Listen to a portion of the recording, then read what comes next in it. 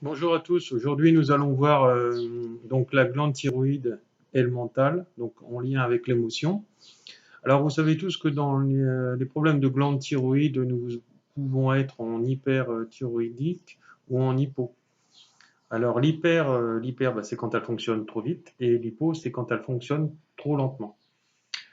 Alors, ceci pour vous dire qu'en fait de compte, ces états sont liés à des facteurs de stress qui sont intenses, qui sont liés à des systèmes émotionnels de non-estime de soi, et donc qui sont en base donc avec l'émotion et le corps physique, puisque à la base du cou donc se trouve le larynx, et donc c'est à cet endroit-là que la glande thyroïde se situe.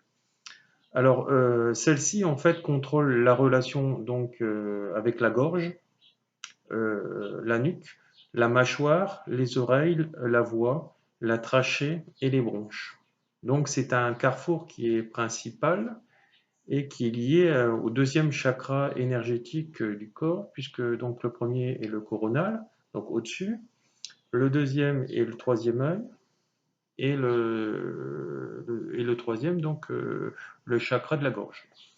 Alors, le chakra de la gorge, comme j'ai pu avoir donc dans différentes thérapies, j'ai déjà eu des gens qui avaient des problèmes de thyroïde, etc., mais qui avaient aussi d'autres symptômes liés à des maux du corps et que la médecine traditionnelle ne pouvait pas régler puisque ils avaient la sensation donc d'avoir des problèmes de déglutition, des problèmes d'avoir une boule dans la gorge, d'avoir un rétrécissement au niveau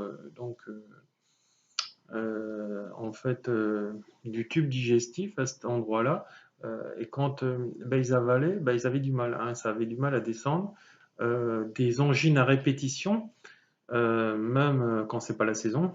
Et en fait, bon, ça a le symptôme de l'angine, mais c'est pas une angine, hein. C'est parce qu'on arrive à ne pas exprimer ses émotions par la parole, et donc on devient un handicapé de l'émotion. Et cet handicapé, bah, si il n'apprend pas en fait à verbaliser son émotion à l'extérieur de son corps, bah, il va générer en fait tous ces problèmes. Donc c'est pour ça que c'est important d'apprendre donc à tout verbaliser. Alors ça, moi je l'apprends notamment dans mes séminaires ou dans mes formations et même en consultation privée, euh, pour que pour que vous redeveniez en fait un être dans l'équilibre du yin et du yang. Alors, la glande en fait thyroïdique, c'est l'expression de soi, hein, mes larmes, mes joies, etc. Mais tout doit être exprimé dans l'équilibre et non dans la voie de l'ego.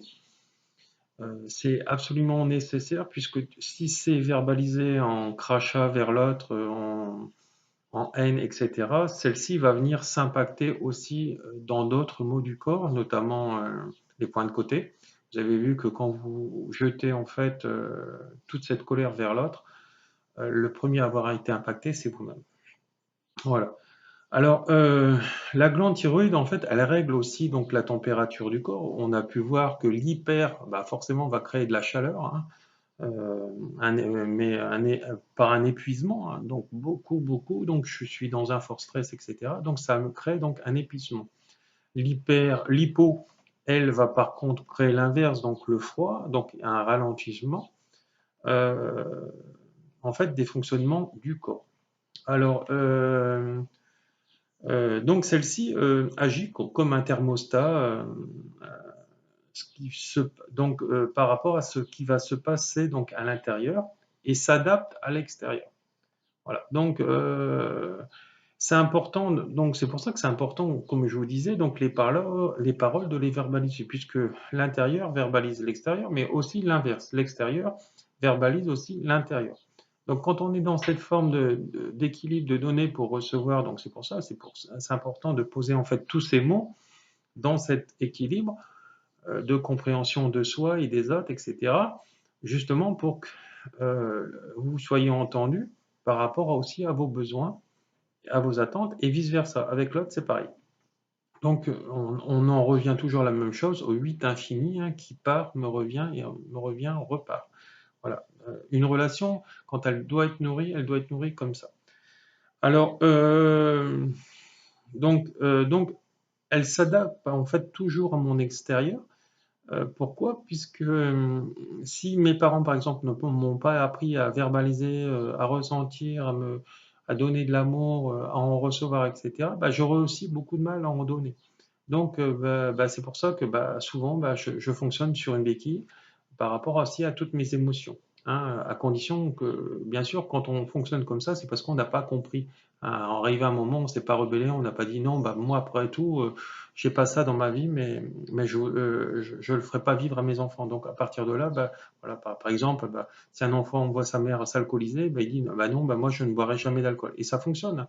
Et pour toutes les choses de la vie, c'est comme ça. Si vous recevez des coups, vous êtes battu par exemple par vos parents où ils sont trop sévères, arrive un moment donné, vous, dans votre corps d'enfant, vous vous dites, je ne frapperai pas mes enfants. Voilà, je serai un père ou une mère dans l'équilibre, etc. Je lui apprendrai en fait le sens de la vie, mais pas besoin de coups pour faire avancer ses enfants. De toute façon, les épreuves qui seront aussi en lien avec elle lui feront apprendre aussi beaucoup de choses. Donc, la thyroïde, en fait, elle nous montre comment je prends ma place au lieu de me laisser limiter en fait par les autres. Parce qu'en fait, c'est ça, hein, c'est l'écrasement de soi, plaire à son chef, voilà, au niveau de l'entreprise, du boulot. Et en fait, ça apprend à ne plus être nous-mêmes. Hein, en fait, tous ces maux du corps nous, ont fait qu'être multipliés depuis les années 1800 parce que justement, on nous a dit qu'il fallait travailler pour la société, mais c'est complètement faux. Le fait de travailler pour la société nous a servi juste à nous asservir, en fait, de devenir des esclaves, et après on nous a créé des besoins de consommation qu'on n'avait pas besoin à l'origine. Donc, et pour travailler toujours plus et pour toujours consommer plus. Donc, à partir de ce moment-là, quand on a compris euh, que la vie à l'instant T ne nous correspond plus, on travaille déjà pour soi, on devient son propre patron par rapport à une passion qu'on va aussi développer.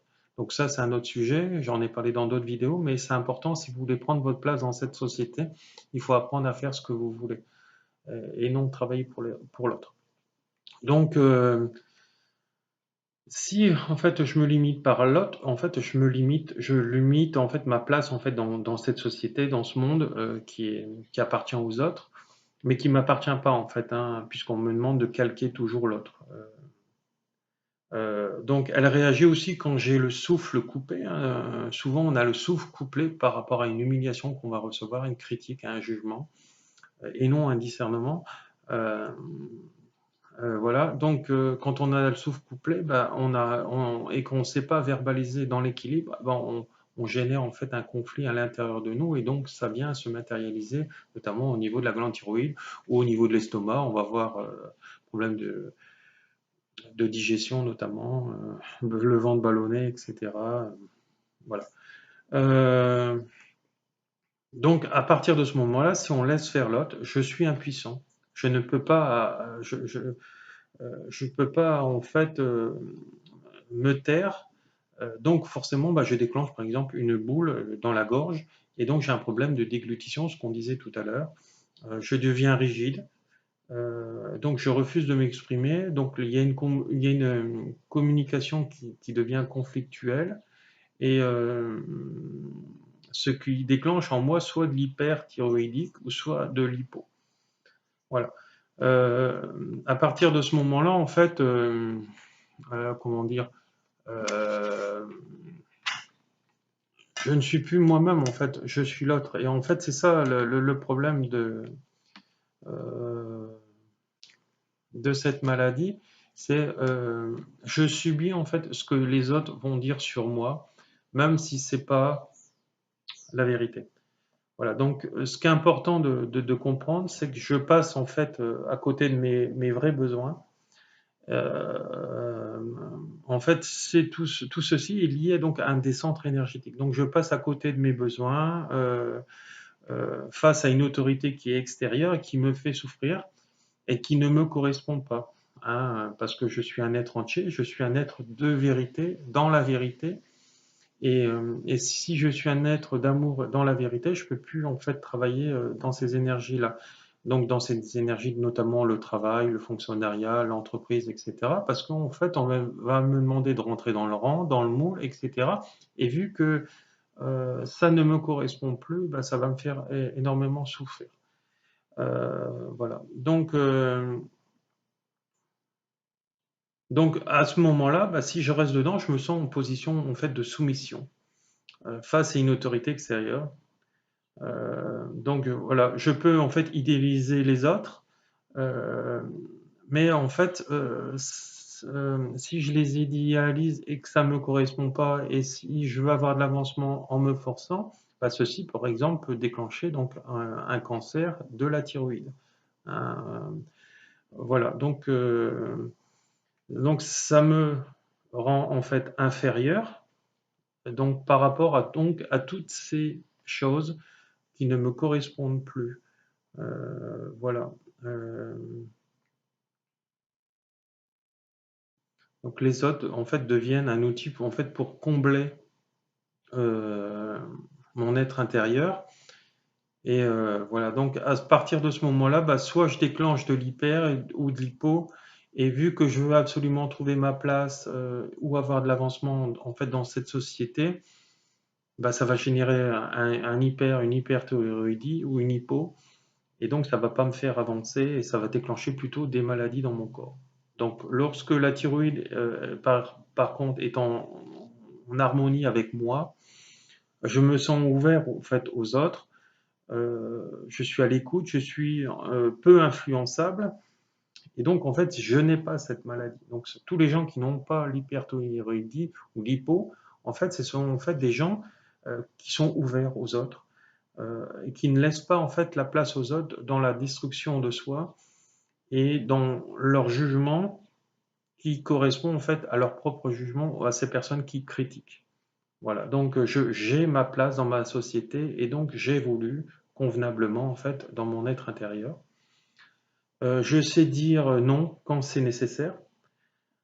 Voilà, je reste un esprit en fait ouvert continuellement en fait. Je suis en fait créatif, je suis créateur de ma vie, je suis co-créateur. Euh, je suis en mesure en fait de dire toujours la vérité, puisque je me rends compte que si je dis pas la vérité, bah, j'ai toujours un effet boomerang en fait dans la vie par d'autres épreuves. Euh, et si je sens qu'il y a des personnes qui me correspondent pas dans un domaine de vie et pour X raisons et qui veulent pas avancer, etc., et qui comprennent pas et qui continuent en fait toujours dans la même schématique, bah, je me dis, bah, je leur dis, bah non, nous ne sommes pas en fait faits pour nous côtoyer parce qu'en fait tu ne veux pas avancer et en fait on est sur des taux vibratoires qui sont aussi différents. Voilà. Donc bien sûr tout passe par la parole, vous l'avez compris, hein, et la parole vient des pensées. Et donc bah, les deux, vous pouvez très bien les corriger en corrigeant en fait ces deux dernières. Euh, En fait, je deviens moi-même et je suis plus les autres. Voilà, donc c'est un gros travail sur soi, hein. C'est comme une dame que j'ai rencontrée, là où elle habitait avant, elle était célibataire, elle y est toujours, et elle me racontait en thérapie, bah, je peux pas sortir, par exemple, dans la rue en jupe, puisque les autres vont dire que je suis une salope. Mais en quoi sortir dans la rue, même avec une jupe au-dessus du genou, ou même mini, fait de vous une salope, hein, ou même en mini short. Voilà, ça c'est votre propre perception par rapport à des blessures et par rapport à des manques que vous avez eus à une éducation qui est complètement erronée. Voilà, donc moi je connais des gens qui sont en mini ou mini short, etc., et qui font pas plus d'avance que ça à des hommes et qui savent se tenir. Donc après, si la femme sait vivre sa sensualité, sa sexualité et sa féminité surtout, euh, personne en fait n'a le pouvoir sur elle de démolir en fait des choses qui sont complètement erronées. Voilà. Euh, euh, donc après, donc il y a aussi le lien en fait amoureux qui est nécessaire de comprendre dans tout ça, dans tout ça. Lien amoureux, c'est un équilibre en exprimant en fait l'amour au lieu de vouloir avoir sur le pouvoir sur l'autre. Donc voilà. Donc quand vous avez compris que vous êtes un être d'amour et que vous apportez aux autres tout ce que vous êtes sans forcément attendre un retour, mais n'oubliez pas que qui est intégration de tout ça. Il faut savoir donner pour recevoir. Donc c'est systématique, hein, je veux dire. euh, c'est important de le comprendre, même si à l'instant T vous ne recevez pas, même si vous avez beaucoup donné, vous le recevrez par rapport à une autre personne qui vous le donnera. Mais cette personne à qui vous n'avez pas donné, disons avec qui vous avez donné, mais qui vous a rien donné, bah elle, par contre, elle aura de multitudes fardeaux qui vont se rajouter dans son karma et qui va devoir en fait être renouvelé pour justement être compris, assimilé, etc., pour vraiment comprendre la leçon. Hein, qu'il faut toujours donner quelque chose pour le recevoir et surtout l'intégrer. Voilà.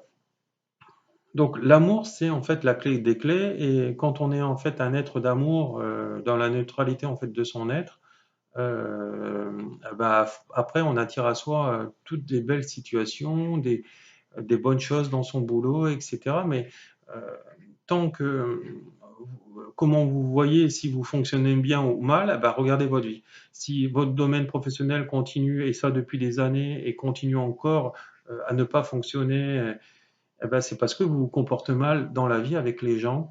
Voilà. En amour, si c'est continuellement pareil, eh ben, c'est pareil. Hein. Si vous vous comportez mal avec les gens, vous êtes aussi un égoïste, hein, ou une égoïste. Hein, il y en a beaucoup. Parce que c'est des êtres de souffrance, hein, c'est tout. Ils pensent qu'à eux, etc. Parce que bah, ils sont restés en fait sur le traumatisme et continuent en fait à l'alimenter dans leur vie. Voilà. Donc,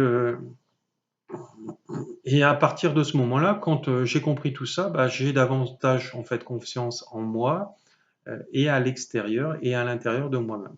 Donc, comment en fait guérir tout ça? Bon, on le soigne, etc., dans les soins énergétiques, le Reiki notamment, le chamanisme, etc. Après, c'est vrai qu'on peut apporter aussi une solution par la médecine générale. Donc, le mieux, c'est de tout soigner en fait dans la globalité, parce que si votre glande thyroïde vous arrivez jamais à la guérir, bah, c'est que il faut vous faire aider aussi des médecines énergétiques, voilà, donc avec des bons thérapeutes. Et aussi, il faut en fait dans l'immédiat l'accepter en fait dans son cœur, le comprendre en fait en le conscientisant, ce qu'on fait en fait dans cette vidéo, et en m'exprimant en fait, j'apprends en fait à m'exprimer librement, et j'utilise tous mes moyens, voilà, tous les moyens, et je les développe dans mon esprit créateur. Donc c'est important de le faire. J'accepte en fait de descendre en fait dans mon cœur, de vivre dans la vérité et d'exprimer à l'autre. Alors je sais que j'ai eu à suivre des gens qui sont en fait qui ont vraiment qui vivent en fait dans des doctrines familiales, etc., sévères, etc., notamment avec des gens qui ont des éducations bah, très catholiques par exemple ou très musulmans, avec des directives, etc. La fille n'a pas le droit de faire ceci, etc. Il faut absolument que, que vous remettiez en fait en question en fait toute votre éducation dès maintenant, et tout ce qui vous parle pas, en fait, bah, le jeter à tout jamais et aller expérimenter en fait ce qui vous appelle, ce qui vous attire, et pour aller le vivre dans votre chair et nourrir en fait tous les besoins que vous avez en vie.